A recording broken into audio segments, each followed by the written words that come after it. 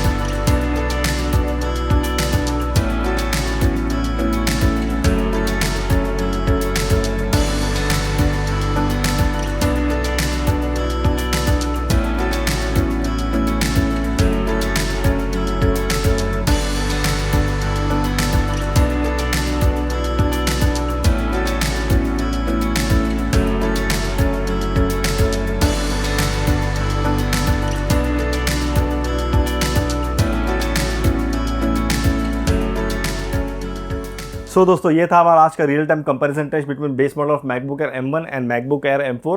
Do let us know in the comment section whether it's worth upgrading from the base model of MacBook Air M1 and the MacBook Air M4. We leave the decision to you. इसी तरह के मोर awesome content के लिए don't forget to like share and subscribe to our channel and also press the bell icon. बहुत जल्द हम इसे compare करेंगे डिफरेंट मॉडल के साथ में. So stay tune at Articwood Tech. Till then take care. Bye bye.